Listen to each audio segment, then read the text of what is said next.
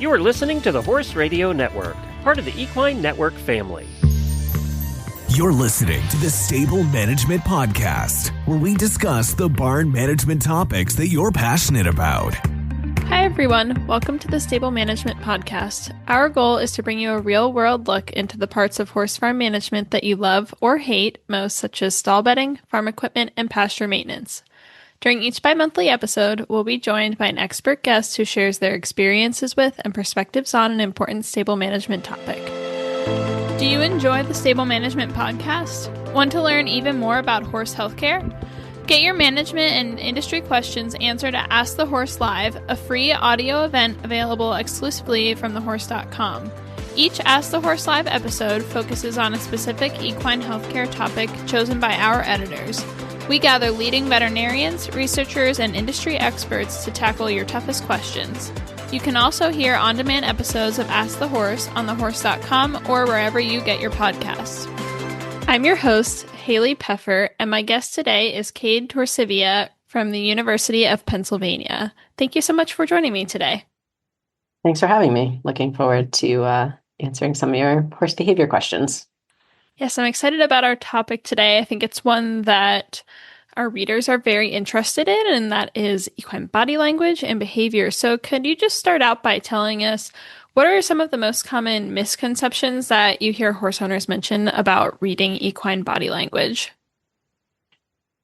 I think one of the things that people often forget about when they're talking about equine body language or equine behavior is sometimes people forget that horses, because they're so large, they forget this, that they are a prey species. And so a lot of their body language and behavior is related to that and how they interact with their environment. I think also people assign some kind of human-like emotions to a lot of behaviors. They do this with a lot of different types of animals. But for example, like when a horse lifts their lip and performs a flamen response, which is something that horses do to kind of have a better sense of smell. A lot of people think they're smiling or something like that. And so there are funny videos on social media of horses, quote unquote, smiling and things like that. I think the other thing that I come across a lot is people being very ready to assign, a horse is a difficult horse or a horse is a bad horse because of some of their behavior.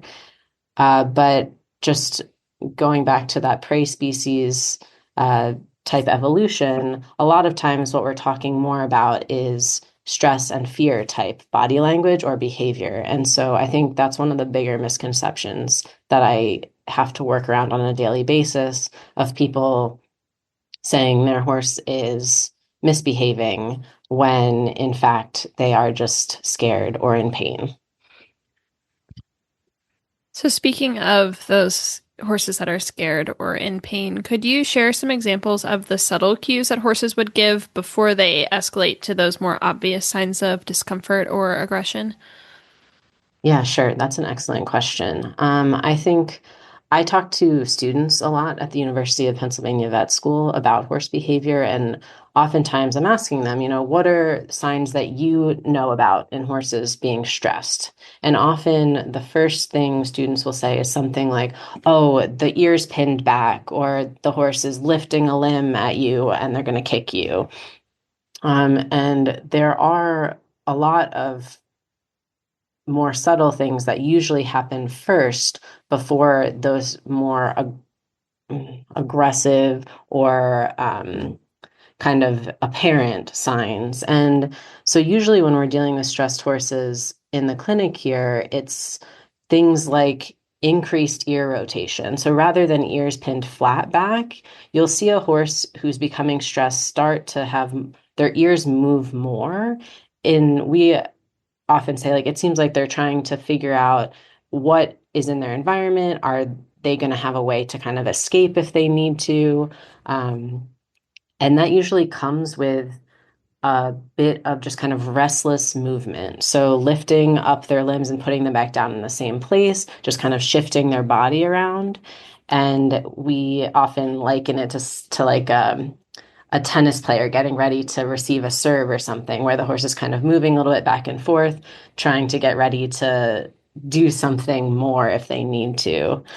Um, when they're first becoming stressed, oftentimes horses will still interact with people and the people in their environment, if there's food being offered, that kind of thing.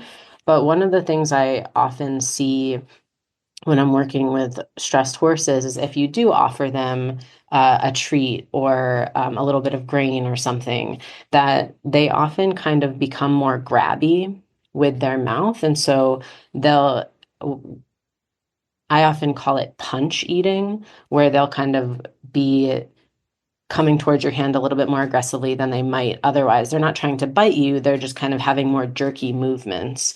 And so if I'm working with a horse where I'm providing treats for good behavior or whatever it is, if they start grabbing more aggressively, I'll know, okay, maybe we need to take a step back here. Another really good one is a good one as far as being able to tell that the horse is stressed is noticing muscle tension. So a lot of people who've worked with horses a long time know to keep their hand on the horse when they're moving around the horse. Oftentimes people say it's, oh, to let the horse know where you are, to make sure they know you're there, whatever it is. But you can also take a lot of information from that feeling of their muscles. And so if you have your hand on the neck or the shoulder, those areas of large musculature, when the horse is becoming stressed, you can often feel that muscle tense and it'll become quite hard. And sometimes that's one of the only early signs that you might see of a horse becoming stressed. And so it's just another good reason to kind of keep your hand on them while you're working with them. Yeah, that's really interesting that you mentioned the muscle tension. My horse will, in a more obvious way, he will show jaw tension and kind of chomp his mouth when he's stressed out.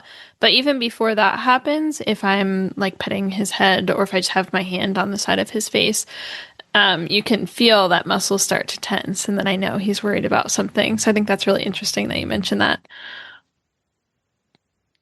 Yeah, for sure. And I think that really helps our students a lot. Our vet students learn to work around horses as far as both getting used to working around horses and the horses knowing that they're there, and then also being able to monitor stress. It also comes in handy because a lot of horses have had earlier signs of stress. For example, things like the weight shifting or moving around or even pawing, something like that. A lot of times people in their lives have punished them for those behaviors. And so they might be less likely to actually show you those signs of early stress, and they'll just be standing there, very tense muscles. And then people will say, oh, when I was doing this procedure or doing whatever with my horse, all of a sudden they exploded out of nowhere.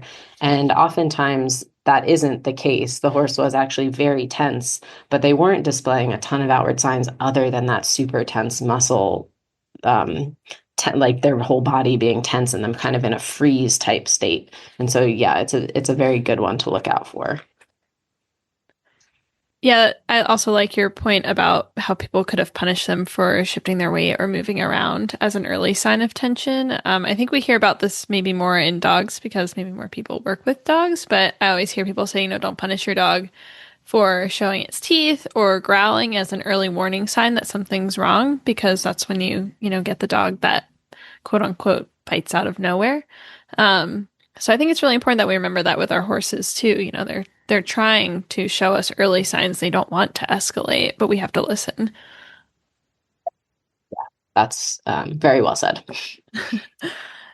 So what are the key signs that you would say a horse is stressed, anxious, or in pain? And more importantly, how can we appropriately respond to these signs? So I talked a little bit about some of the behaviors, including that just kind of restlessness, the increased ear rotation, the small hoof movements, that uh, punch eating. But I also think a lot of the times signs that people find especially annoying or difficult to work around, things like biting or kicking, to me, they are sometimes learned behaviors, but oftentimes they originate in some type of stress or pain. And the horse is either reacting instinctively to stress or pain, or they've learned that, oh, my one stifle is really sore or something. And when the person picks up the hind leg, if I just kind of give them a hard time a little bit and kick out, usually they leave it alone. But all of that behavior originated with the painful stifle. And so if your horse, especially a new behavior out of nowhere, seems to all of a sudden show these stress behaviors when you're doing something, especially something you've done, every day for the past few years, it can often mean pain, more than anything else. And so as a veterinarian, I definitely encourage people to have their horses checked out when new behaviors arise. Absolutely. So, when we're looking at maybe working with horses on the ground or even under saddle, can you explain how understanding the horse's body language might help you improve your training sessions and also strengthen your ability to communicate with the horse?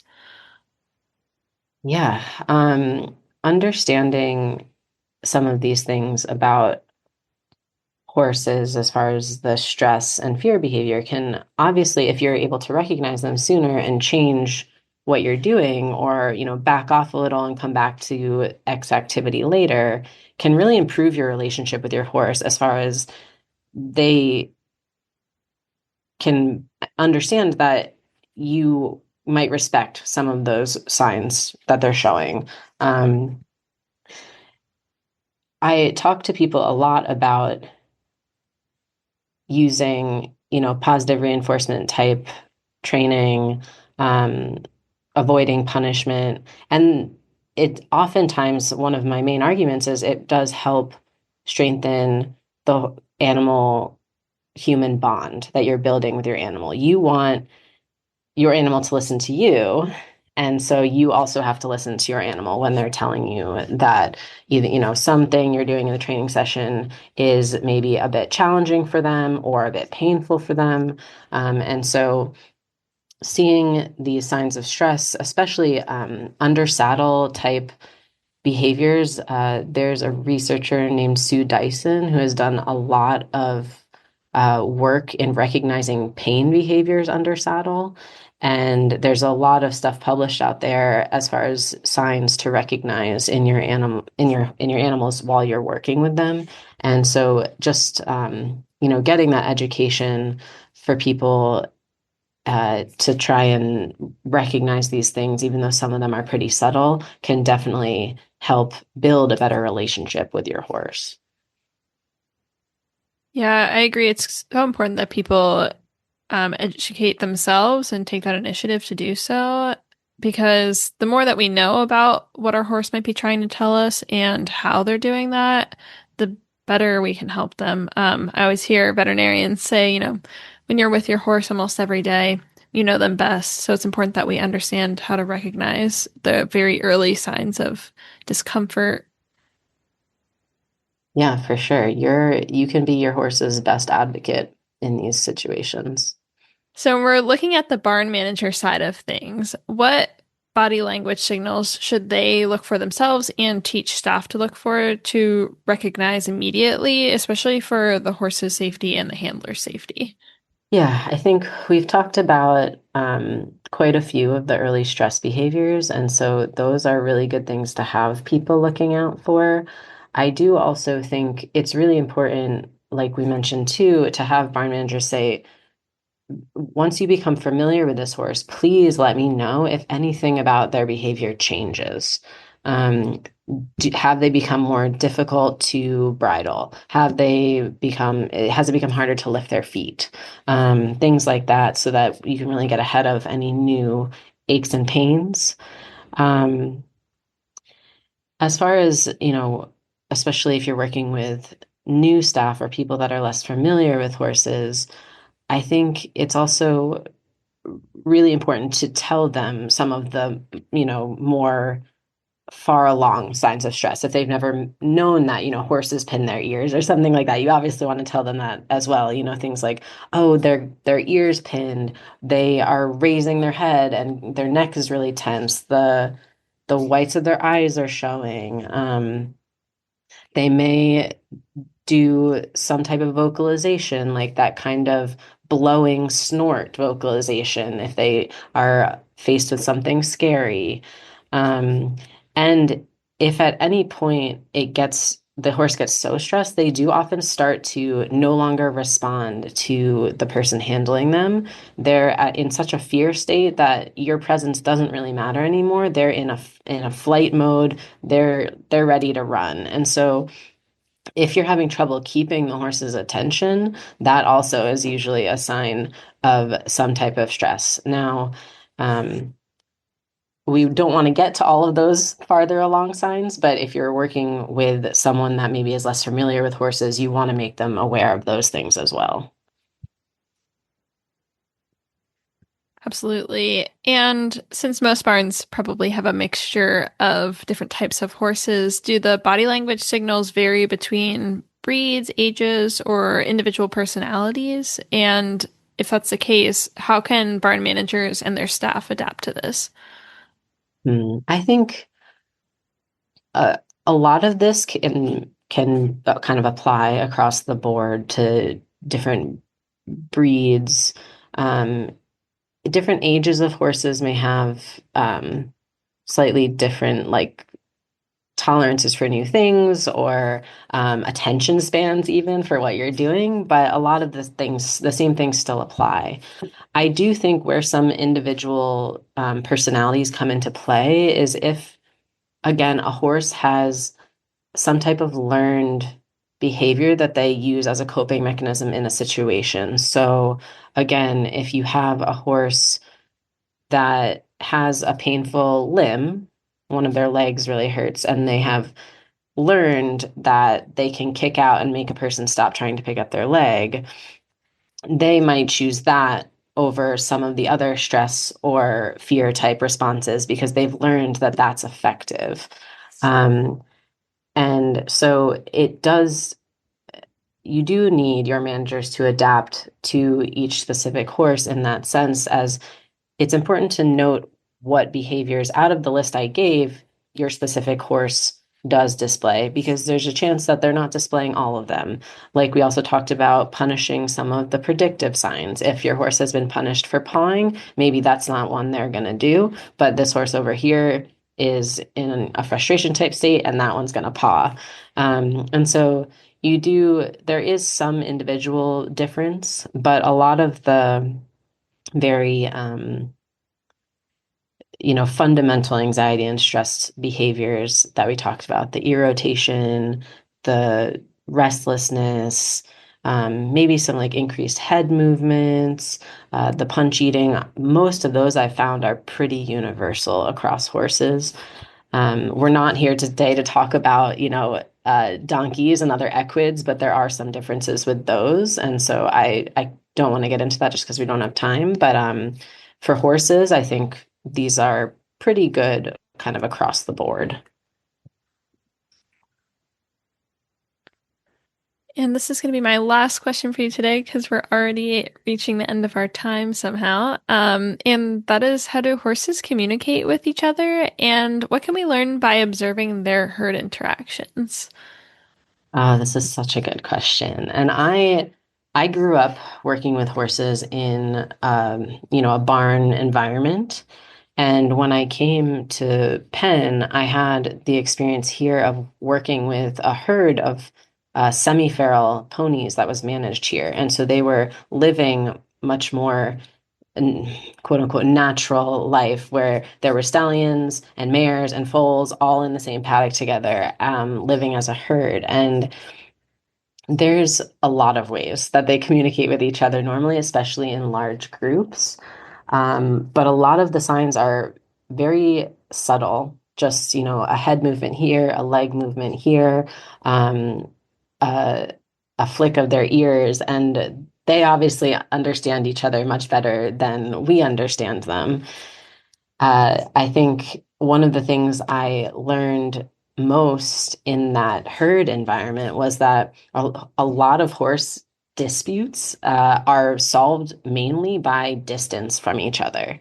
And so if one horse is trying to get to a food item, or they're trying to move in a certain way and another horse is in the way, there might be a little bit of a skirmish, but if they have enough room to move away from each other, they will, and usually things settle down. Um, and so I a lot of problems in like a stable environment might come from horses being in a more confined space, either with us or with other horses, where they are communicating pretty clearly that they need to be away or they need more space, but there's nowhere to go. And sometimes that's why we get into trouble. And so let's see how they communicate with each other. There's, like I said, a lot of just body language. There are some vocalizations, whinnies, neighs, snorts, squeals. Um, even their hoof sounds, and in a group, whether they're standing, running, stomping, those can communicate things to the other members of their herd or their little group. Some, chemical cues, different smells that are happening. I mean, you've definitely seen horses kind of when they greet each other nose to nose and kind of breathe into each other's nostrils. That's one of the things that they do. Um, Tactile communication, touching each other in different ways. We also have probably a lot of us seen horses kind of grooming each other. That's a very bond building activity. They're scratching each other and helping each other out when there's flies and all of that. And so there's a lot of ways that we communicate with each other, and you can learn a ton by just standing and watching horses move around each other, how they interact, what is more natural for them between horses. And then you can kind of take that back in the way that you interact with them and have a little bit better understanding of what their different body language signs mean. And so I can't say enough how much watching that herd with all of the different family bands and the stallions and the mares and the foals, how much that taught me about horse behavior and how they communicate. Yeah, I think that's such a great explanation. Unfortunately, that's all the time we have for today, but it's been great talking with you. Thank you so much for joining me. Yeah, thanks so much for having me. And thank you all for listening today. Please remember to like this podcast, subscribe, leave a review, and recommend the Stable Management Podcast to a friend.